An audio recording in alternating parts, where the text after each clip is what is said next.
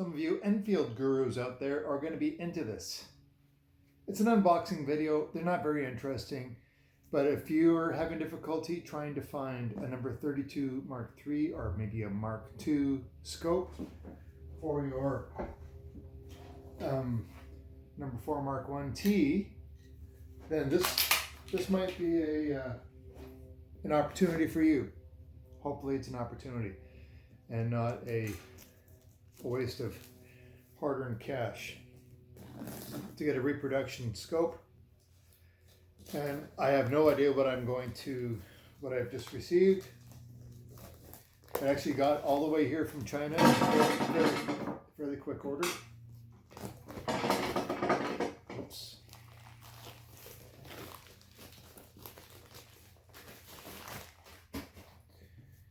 Hey, so this is an RSM scope, so Red Star Mountain from China.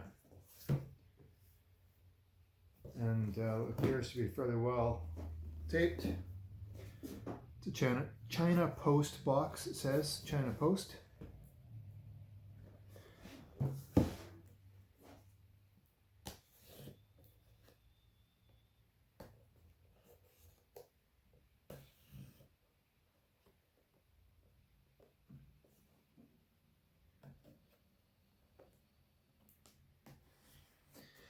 So this rifle came to me without the proper optical sight. And so I've been trying to make do with other scopes, such as the Leupold 2.5, such as the Leupold that you see here. 2.5 to 8 by 33 millimeter. This is a premier reticle scope. It's got a nice target turret on there. And so this is what I've been running on the number 4 Mark I-T, but it's never quite ever, it just doesn't have the right look. I'm sorry. Maybe it's just like man fashion. I don't know. But that scope doesn't look right on a Enfield. One of those gun nerd things, you know what I mean? Anyhow, I've been incommunicado with the chap who's heading up Red Star Mountain, and this is a new iteration of their product line.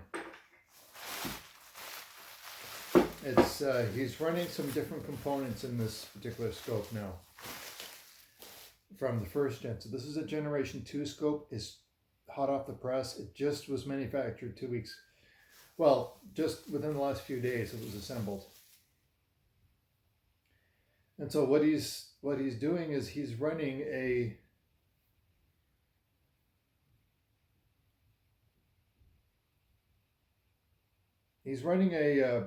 different diameter tube on this scope. So it's still 1 inch on the outside circumference, or diameter I should say, but it's larger on the inside, so and allows him to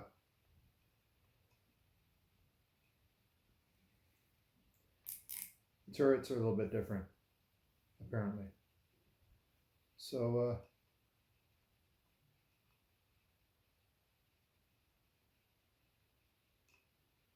top turret appears to be seized.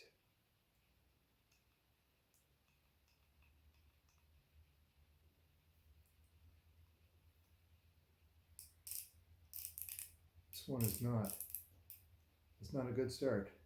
Not a good start.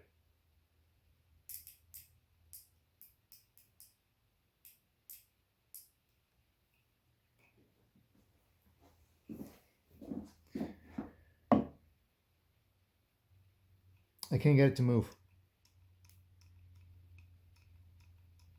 Brand new.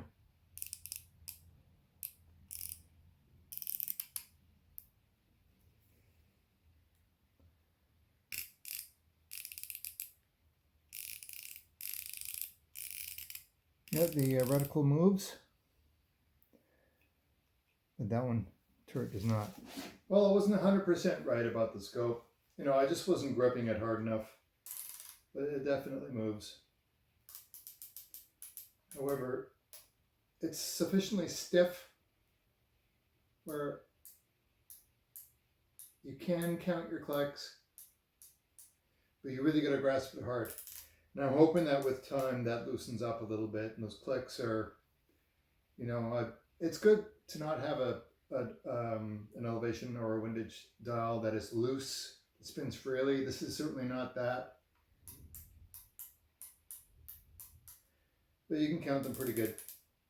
I'll have to repaint the indicators here on the dials. I mean, the pointer here. Definitely the windage turret is easier to move than the elevation turret, but so far as counting clicks is concerned, they should be half a minute adjustment clicks. Yeah.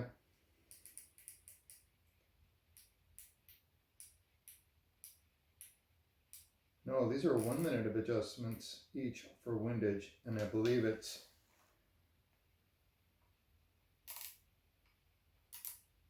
anyway, I gotta play around with it. Another reason to go shoot the Enfields. Yay!